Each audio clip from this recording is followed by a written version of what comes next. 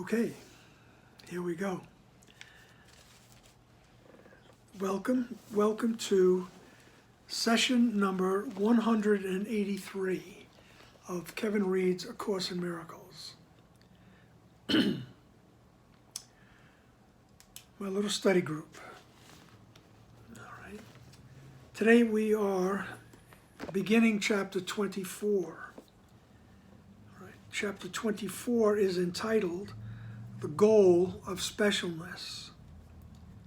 And we will do the introduction, and we will do section number 1, entitled Specialness as a Substitute for Love.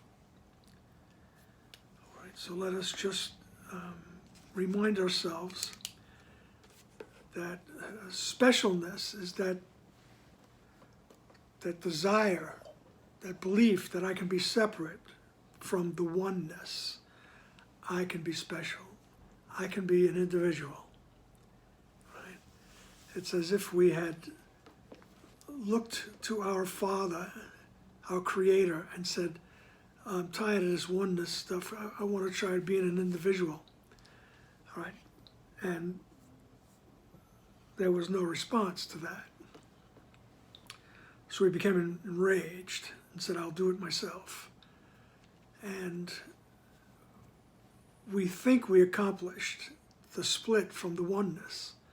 And now I'm an individual. Now I'm special. Okay? And everybody else is special. All right? And when we get to that first section, he's going to be talking about the specialness, that belief in individuality, as a substitute for love, which is our true nature, which is the milieu in which we live, exist rather, and that's our makeup, it's our composition. Okay? So without any more confusion, let us begin with the introduction. Forget not that the motivation for this course is the attainment and the keeping of the state of peace. Given this state of mind, given this state, the mind is quiet, and the condition in which God is remembered is attained. It is not necessary to tell him what to do. He will not fail. Where he can enter, there he is already. And can it be he cannot enter where he wills to be? Peace will be yours because it is his will. Can you believe a shadow can hold back the will that holds the universe secure? God does not wait upon illusions to let him be himself. No more his son. They are. And what illusion that idly seems to drift between them has the power to defeat what is their will. Okay? So in those last few sentences, he's,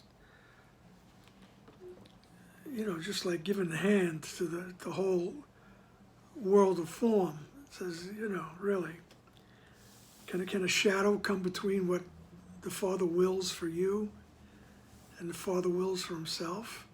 And where the Father wills to be, there he is. Right? Nothing can keep him out of any place. Right? But I like the first sentence especially because he says, forget not. In other words, don't forget that the motivation for this course, all right, the reason why we wanted, so we called out for something like this. The motivation for this course is the attainment and the keeping of the state of peace. All right, so peace is the goal.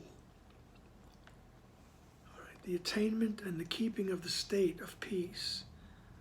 All right, because he says, because given this state of mind, Right? Given this state, the mind is quiet, and the condition in which God is remembered is attained. Right? There's another sentence in the book, the text, that says the memory of God comes to the quiet mind. All right? So this is what we're trying to do. All right? This is like a roadmap, a course, all right, in learning how to quiet the mind, learning how to attain that state of peace. Okay?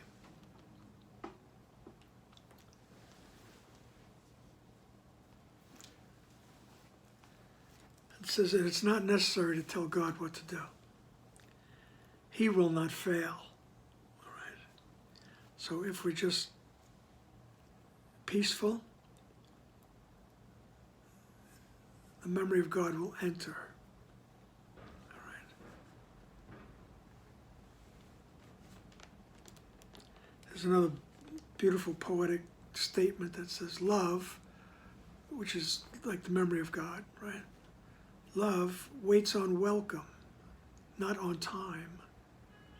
Right? So it's just that attainment of the state of peace. That's the welcome to the memory of God.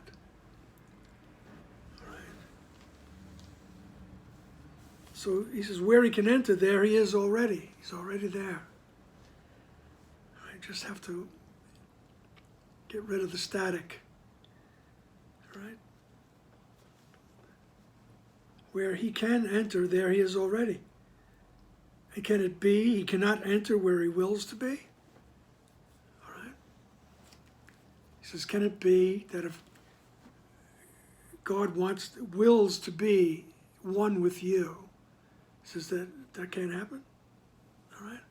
So he's like poo-pooing all of the world of form here. And he says, peace will be yours because it is his will. That's what God wills for you. It's that peace that passes all understanding. You can't put it into words. Words diminish the experience. Right? He says, can you believe a shadow can hold back the will that holds the universe secure? And he's not talking about the planets and things, you know. He's talking about the whole state of awareness, the whole state of heaven. Right?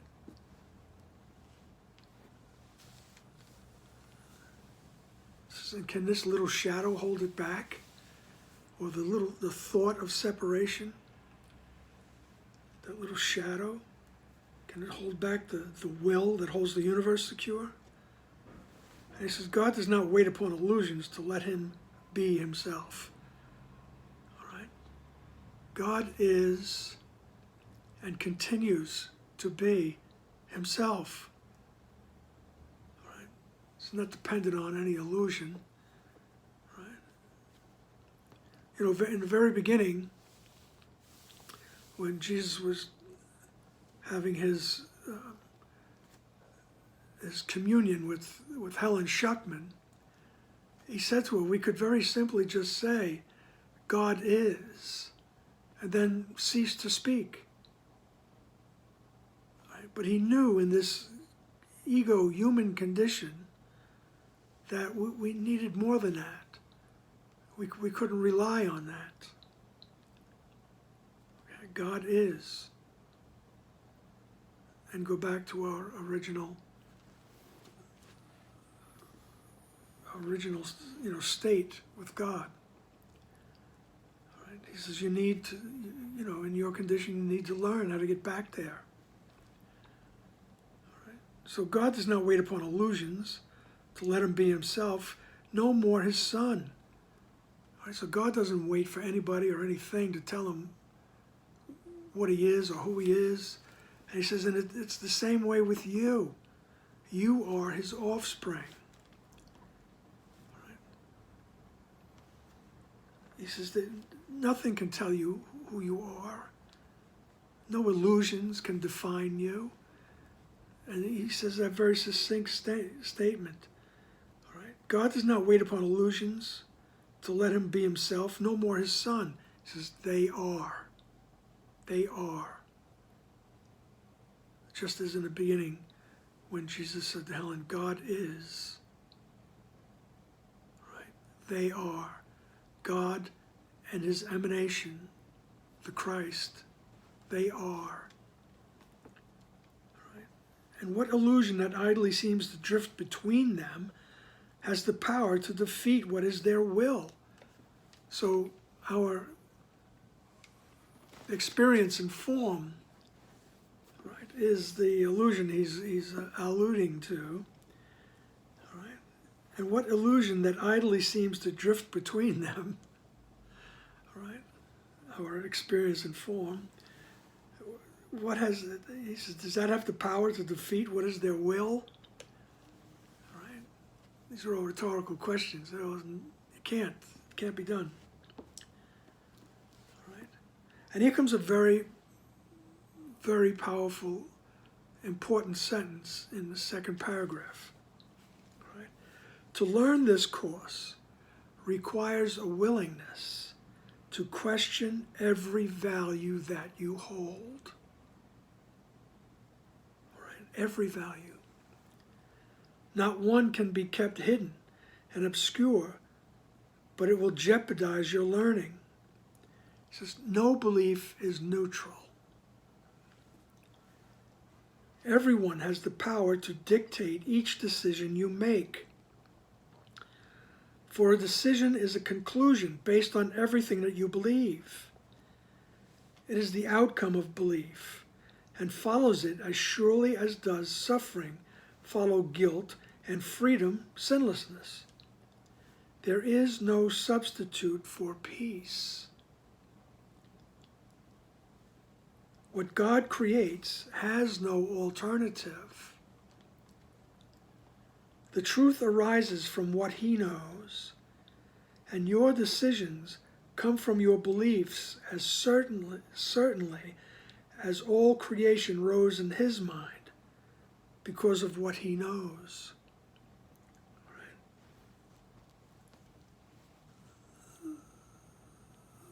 So Jesus is once again telling us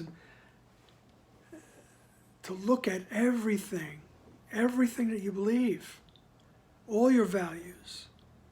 Just look at them, not with condemnation, no judgments, right, of the value or of yourself. Just notice, oh, this is what I think.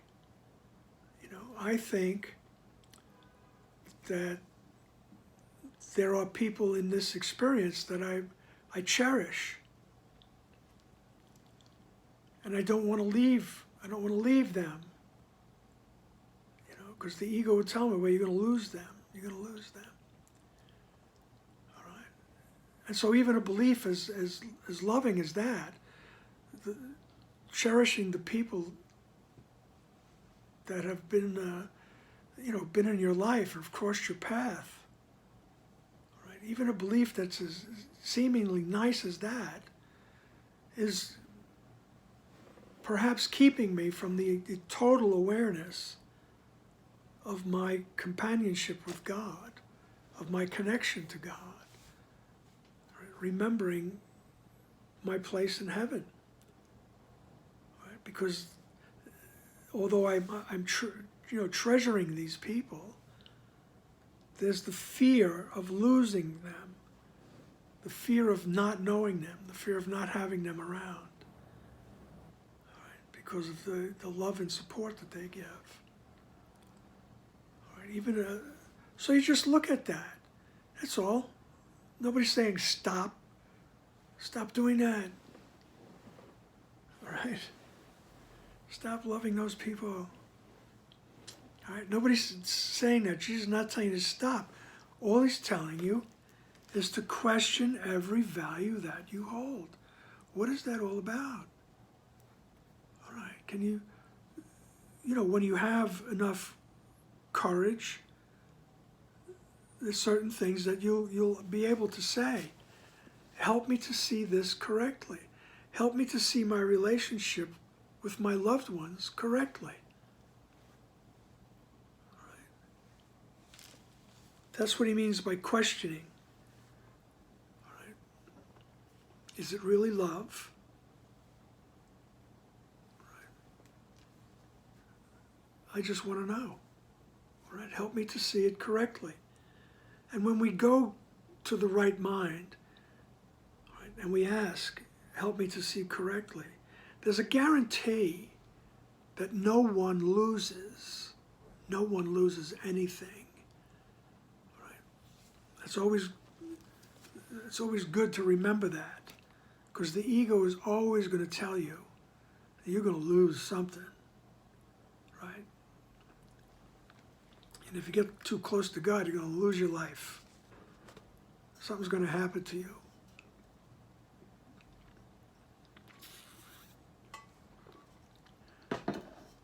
So that's why I put a little emphasis on that sentence. To learn this course requires willingness to question every value that you hold. Not one can be kept hidden and obscure, but it will jeopardize your learning. No belief is neutral. Everyone has the power to dictate each decision you make, for a decision is a conclusion based on everything that you believe. It is the outcome of belief. Right? The decision is an outcome of belief. And it follows it as surely as does suffering follow guilt. Right? If I made the decision to think that I'm separate, right, I will suffer because I'm guilty. And guilt deserves punishment. All right? That's the ego path. And I will, if I decide I want the oneness, all right, I want that journey back to oneness, I will experience more and more freedom until the ultimate freedom, until I realize there's nothing here that can be lost, because I have everything. He says there is no substitute for peace. Okay, there's no substitute for peace. Oh, I think this will give me peace. Oh, I think that will make me happy. Right? He says they're all substitutes. That's where at one point he talks about them as idols. Right? But there is no substitute for peace. He says what God creates has no alternative. And the truth arises from what he knows. God only knows the oneness and the peace, right? And the bliss. And, we try to put words on it, and we're minimizing it. And the truth of who you are, the truth of our existence arises from what God knows. And your decisions come from beliefs, as certainly as all creation rose in his mind because of what he knows. So Jesus wants us to question everything until we get back to the one original value. All right? The one original thing that we valued most, which was our individualization. So because everything reflects that, and everything is in the world is trying to hide my finding out that. All right? Finding out that, oh yeah, it's all stemming from a belief that I separated. Everything that I experience is coming from a belief that I separated from the mind that thought of me. Right? I separated from the mind of God. I separated from the oneness. Everything I see here is a reflection of that. So Jesus encourages us, question everything you see here. Question everything you believe. Question everything that you value. Right? So until we get back to that one original value of asserting my individual self, right? Of which everything is a fragment. Okay. Section number 1. Specialness as a substitute for love. Love is extension. To withhold the smallest gift is not to know love's purpose. Love offers everything forever. Hold back but one belief, one offering, and love is gone. Because you asked a substitute to take its place. And now must war, the substitute for peace, come with the one alternative that you can choose for love. Your choosing it has given it all the reality it seems to have. Okay? It's a very, very early lesson in the 365 lessons, one a day. I give everything I see all the meaning that it has for me. All right? He says, you're choosing it, you're choosing that separation, that you're choosing to think you're special and individual. He says, that has given it all the reality it seems to have. All right? Otherwise, it's not real. But my choosing it gave it all the reality it has. Right? So he goes, love offers everything forever. He says, hold back but one belief, one offering, and love is gone. Because you asked the substitute to take its place. Right? Now this gets back to that idea of why he asked us, or he suggested that we question every value that we hold. Because just holding back a little bit of love, just hold it back, and love is gone. Right? He's really talking about an either-or system. Right? What is not love is murder, he said last week, I believe. Right? And now must war, the substitute for peace, come with the one alternative that you can choose for love. So when I choose to believe that I'm an individual,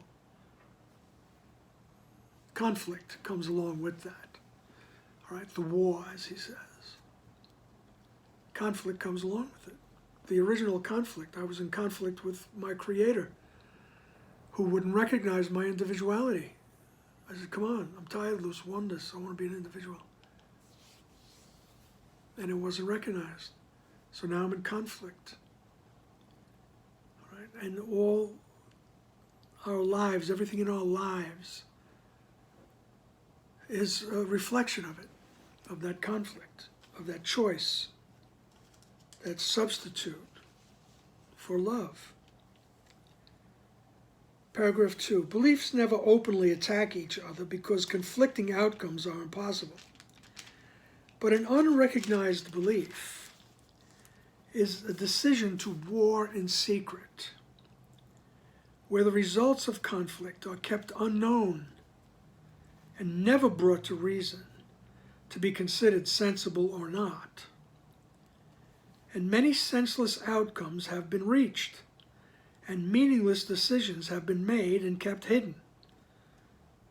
To become beliefs, now given power to direct all subsequent decisions. Mistake you not the power of these hidden warriors to disrupt your peace, for it is at their mercy while you decide to leave it there. The secret enemies of peace, your least decision to choose attack instead of love, unrecognized and swift to challenge you to combat and to violence, far more inclusive than you think. So these secret enemies, they are there by your election. Right? They are there by my choice. Right? Do not deny their presence, nor their terrible results. All that can be denied is their reality, right? But not their outcome. Right? So this continually refers to that looking at every value that you hold. Right?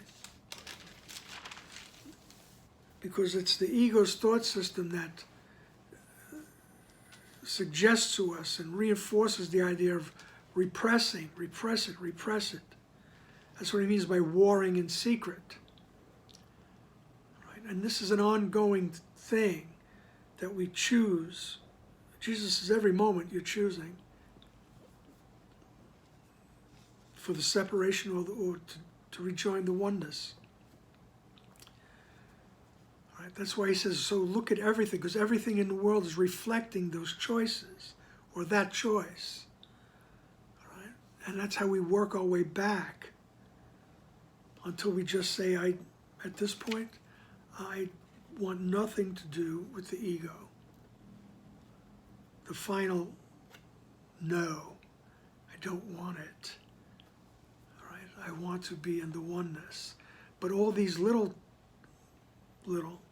these other values, looking at them, right, is going to help us get there. Because each time we choose, no matter what it is, each time we choose for separation and the specialness and all that, it shows up. All right? Even in the forms you do not recognize. Right? You don't even realize, why do I feel bad? Right? What is this free-floating anxiety? What is this pain? Emotional, physical, psychological pain. What is that? Where does it come from? Right? He says it's forms that you do not recognize. Right? The signs you know. Right? So the sign, I know there's something wrong because there's a stab of pain, a twinge of guilt. Right? And above all, a loss of peace. Right? He says, this you know well. He says, you know this. This is your experience. You know it well. Right? He says, and when they occur, he says, leave not your place on high, but quickly choose a miracle instead of murder. So when these things occur, and we notice them, he says, go to your right mind. Go to that place of peace and ask, help me to see this correctly. Help me to interpret my malaise. Help me to interpret what I think is my painful life. So whenever you become aware of it, that's a good time to question it. Could you help me see it correctly? Right. Help me to see it correctly. That's what he means by choose a miracle instead of murder. So choose the correction instead of trying to figure it out as a separated individual. Right? There's nothing wrong with doctors and therapists and Band-Aids and aspirins and whatever.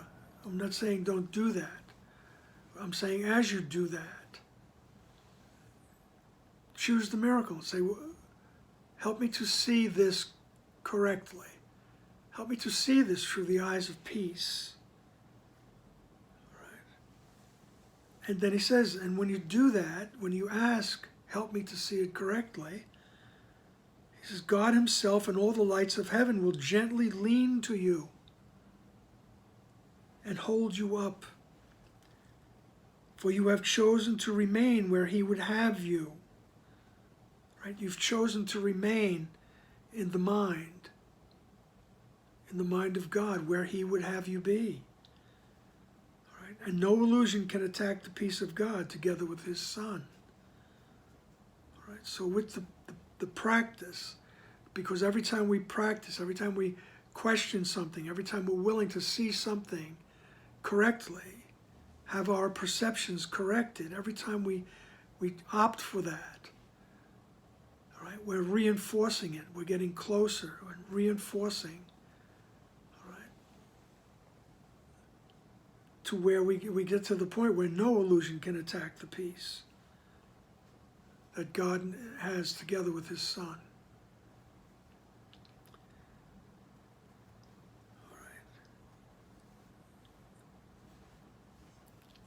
So that's why he's asking us, question everything.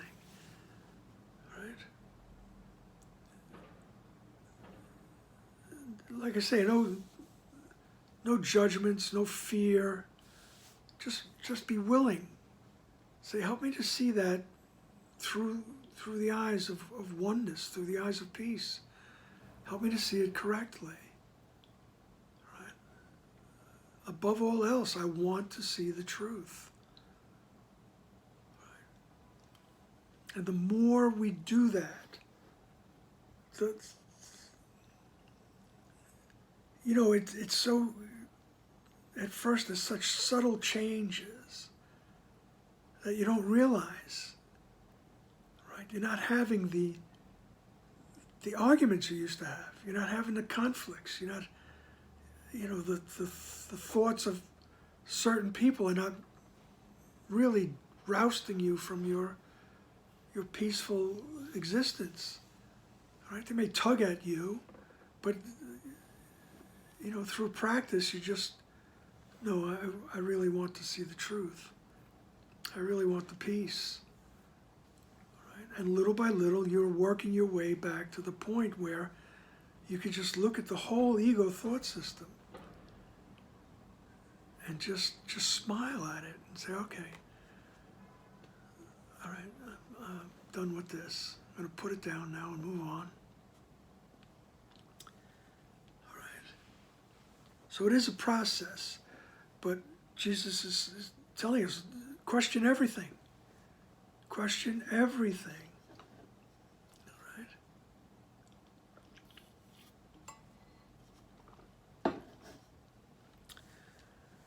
Okay then, paragraph 7. He says, see no one from the battleground. Now the battleground, it unfolds in front of us the moment we decide we're separated from God. Right?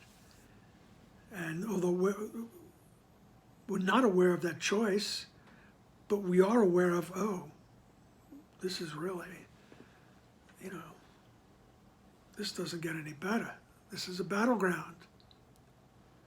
Right? I mean, we're at a time in history when, it's hard to even go to a marketplace, right, without getting into open conflict with someone. I don't know, it's just, people are in fear. But he's telling us, see no one from the battleground. All right? Remember last session, Jesus was talking about above the battleground. See everyone and everything above the battleground. Look down on the battleground.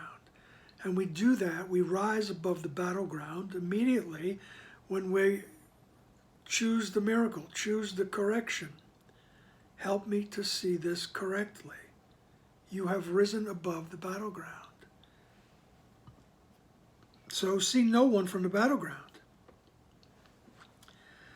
For there you look on him from nowhere.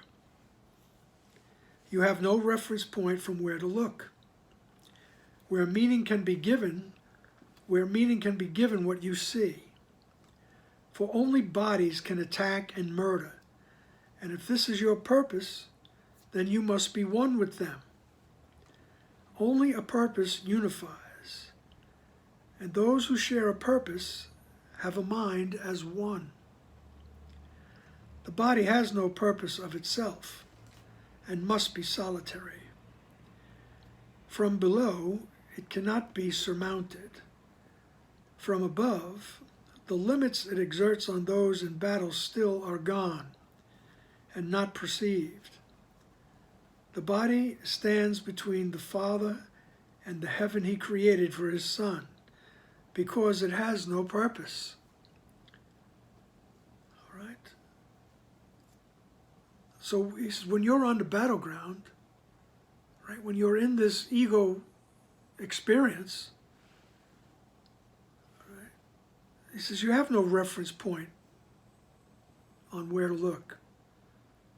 Right? There's no place where meaning can be given to what you see. Right? For only bodies could attack and murder. And he says, and if this is your purpose, then you must be one with them. And it becomes my purpose if I believe I want to be an individual. Attack and murder become my purpose. I have to attack the oneness and murder God, so to speak. And I have to believe I did it. It can't be done, but I have to believe I did it. All right? And he says, that's your purpose if you're totally ensconced in the ego thought system, which once again is why he's suggesting very strongly to us to question everything so you can start getting out of the battleground. All right? And because he says only a purpose unifies, and those who share a purpose have a mind as one. So if my purpose is attack, all right, then I join with everybody whose purpose is attack. And I become just like them and become one with them. But if my purpose is now to see correctly, if my purpose now is to bear witness to the truth, to allow peace to rise up in my consciousness, in my awareness, right, then I am of one mind with all of everyone who thinks that way. Right, if we're still looking at individuals. Right, we're part of the one mind that thinks that way. That's a better way to put it. Okay? Because there is only one mind. Right? Jesus will keep emphasizing that also. Right? Just keep that in the back of your mind. There's only one mind. Right? Because it's hard for us to get out of that habit of thinking that everybody has their own mind. Right? There's only one mind. Right? So only a purpose unifies, and those who share a purpose have a mind as one. All right? So if my purpose is chaos and attack and separation, you know, that's the purpose of that one mind, right? That part of the mind. Right? So the body has no purpose of itself, right? And it must be solitary. Right? So the body it makes you separate, and it has no purpose of its own, but it must be solitary. So from below, from the battleground, from the ego experience, right, it cannot be surmounted. You can't overcome. You can't overcome the body. It's going to do what it does. And eventually it's going to wind up where it winds up. All right?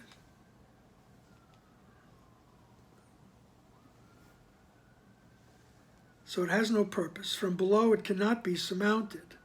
But when we rise above the battleground, when we go to the right mind and say, help me to see this correctly, even if I'm just saying, help me to see my body correctly, if I'm doing that, so from above, the limits that the body exerts on those in battle, still, they're gone. The body's limitations recede. They fade away. And they're not perceived. So the physical limitations, they're not perceived in the right mind when my mind is still. Okay?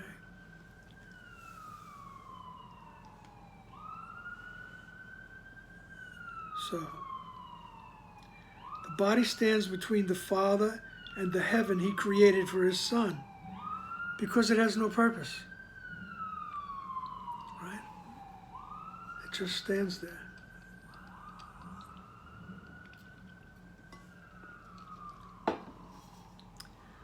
Paragraph 8, Ocho. Ba.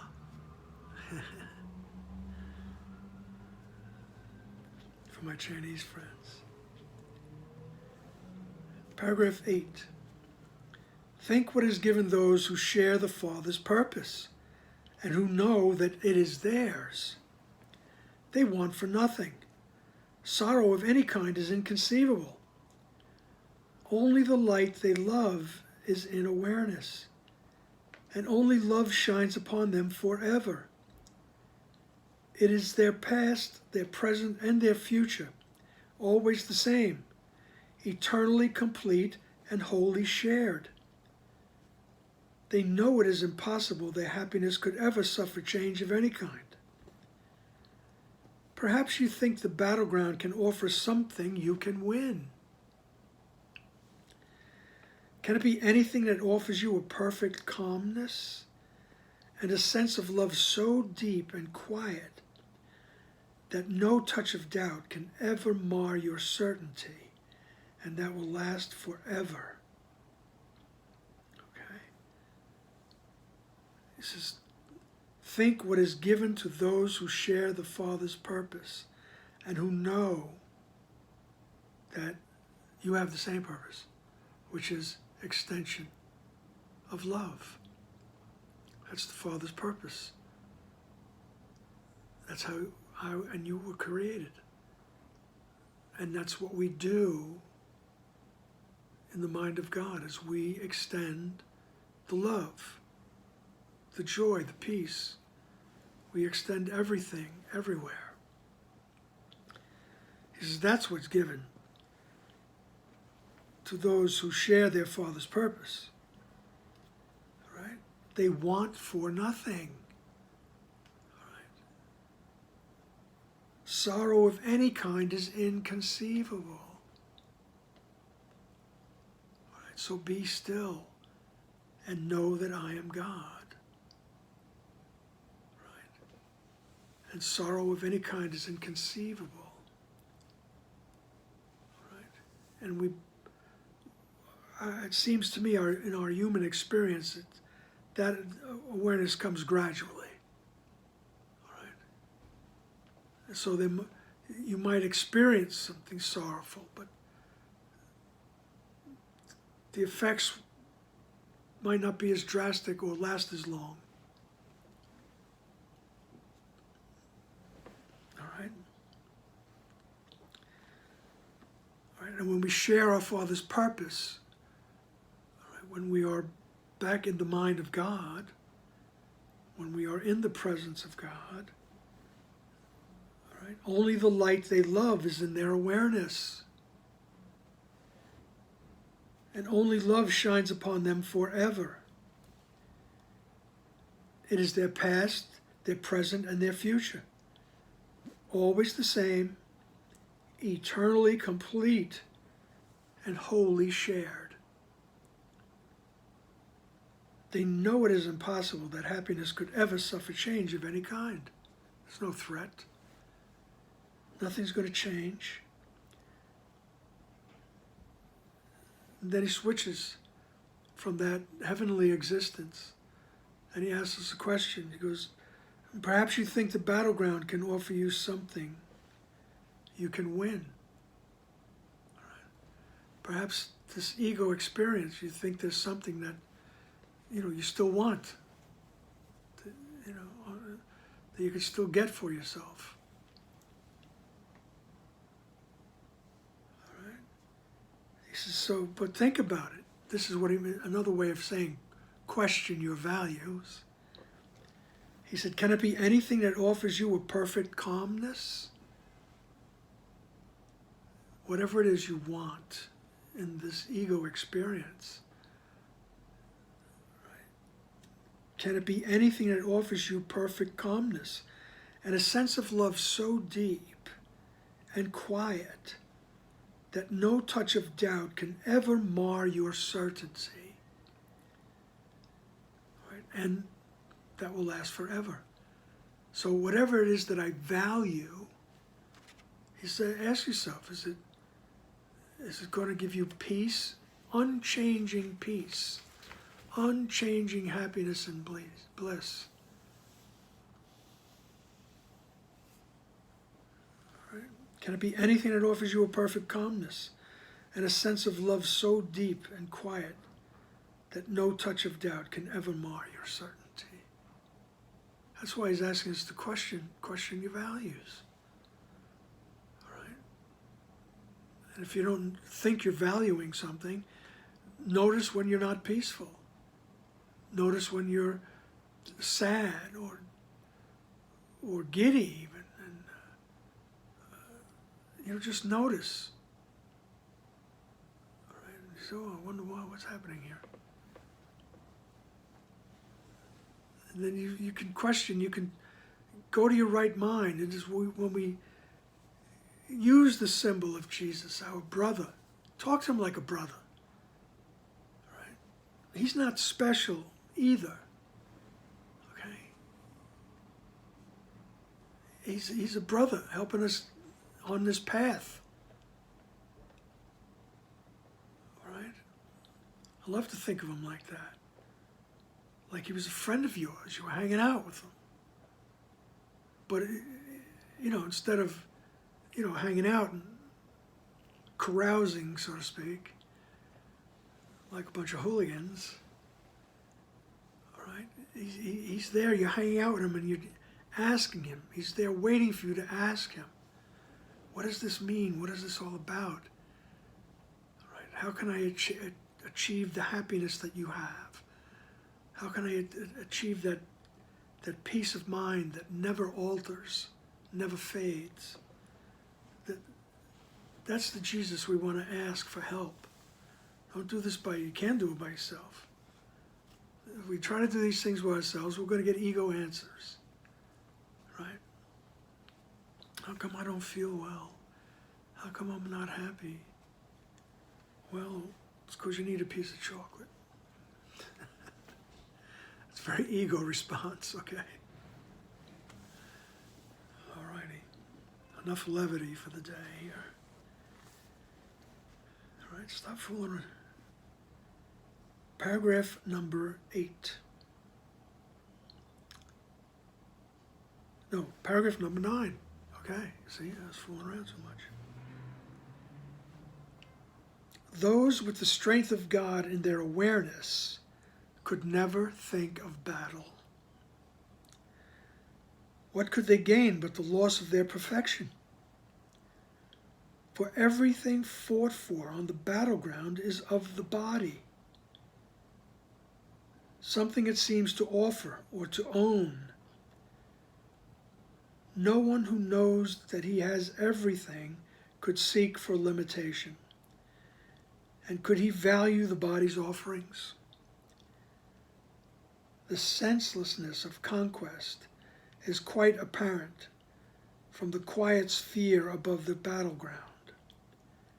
What can conflict with everything? And what is there that offers less, yet could be wanted more? Who, with the love of God upholding him, could find the choice of miracles or murder hard to make? And this is what we're doing when we're going to the right mind. We're reinforcing. It's like building a muscle, right? We're reinforcing the awareness that God is in us and around us. And we are part. We are not separated. Right? The love of God is upholding us. And we grow stronger in that awareness. Right? This is what he's talking about. This is why he wants us to question everything. Don't judge anything, just question it. Hey, is this the truth? What's the truth about this? You know? I'm willing to see the truth about this situation, about this person, about myself. All right? And he says, those with the strength of God and their awareness could never think of battle. So as we improve, all right, that peacefulness of mind, less and less and less we think of battle. Right? That's seems to be our experience. All right? Our process. All right? And then those with the strength of God and their awareness, he says, what could they gain from the battle except loss of their perfection? Right? When I choose to believe I'm separate, I think I'm getting something. He says, you're losing your perfection. You're just not aware of your perfection. You're not losing it. Right? But he uses the word loss here because we experience it as loss. Now I'm missing something. There's something wrong with me. Something has to fill that void. Something has to patch me up. Right? He says, because everything that you fight for on the battleground is all about your body. Everything we do is about the body. Unless, of course, you are taking an active role in your spiritual path, for lack of a better word. I mean, everything. I used to use the example of you go to vote. Well, voting seems like it's rather neutral, rather harmless. No, you're doing that to protect your body. You don't want some nut job in a position of power, because now your body is threatened in different ways. Right? Your money, your food, your house, your family, your very existence. Right? So you vote for the right person. All right? Whether it's your tribe, your clan, your town, your county, right? And so on and so forth. Your state, your country. So even it's one thing, voting. It's all about the body, to preserve your existence. All right? Everything fought for on the battleground is of the body. All right? Something that it seems to offer or to own. Everything. It's one big competition. Competition is a nice word for it, right? But it's a battle, right? Oh, we like that guy. He has a very competitive nature,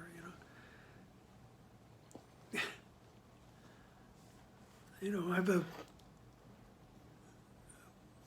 someone in my family who's a very nice person, just so nice and generous. He's working at a job, and he sees that a person it's a new job, and a person that he's working with is having a problem dealing with a client because there's a communication problem.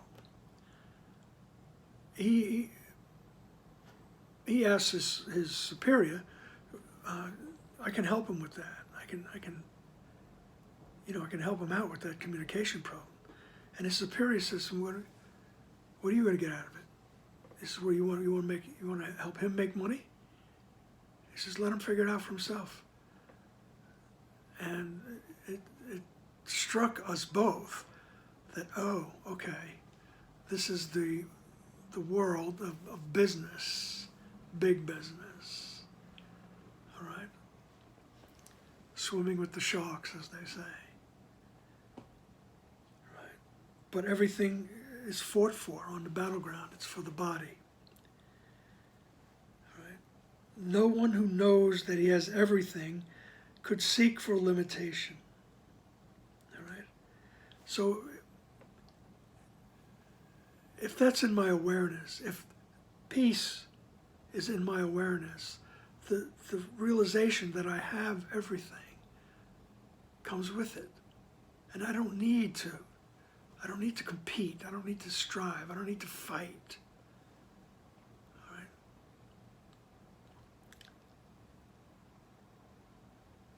All right.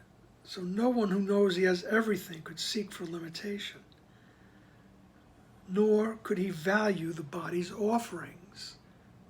When I realize that everything exists in my mind, the body becomes less and less valuable. Okay.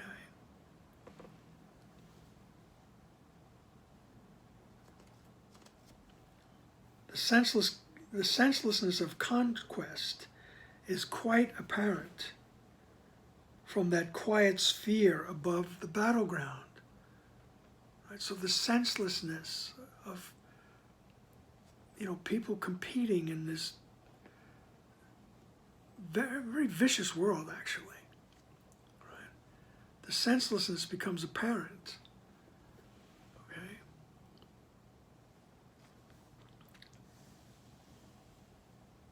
Right? What can conflict with everything? When you realize you have everything, there is no conflict. And what is there that offers less, yet could be wanted more? So what offers less than everything, but yet I want it more than everything? Right? And who, with the love of God upholding him, could find the choice of miracles or murder hard to make? All right. Once we realize that the love of God upholds us, that we are that, all right? The choice between correct perception and murder, it's not hard to make. All right? I don't want to fight anymore. I don't want to be in the battleground anymore. With the love of God upholding him, right? Who, with the love of God upholding him, could find the choice of miracles or murder hard to make? Okay. Thus ends section number 1.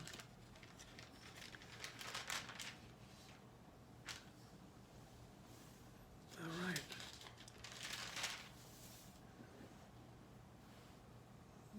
All right. The motivation for this course is the attainment of peace. And the closer we get to the awareness of peace, right? Because it seems like a process, right? The more and more we will see the senseless conflict, the senseless battles, and more we will choose against the battle, and there'll be more awareness of peace. I mean, that's the way it seems to come on.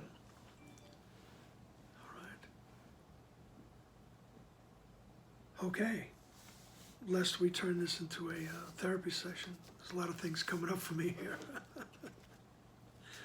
So thank you for the opportunity. All right. And I will see you in the next session. All right, on the road to peace of mind. All right. Spread the love. Become a channel.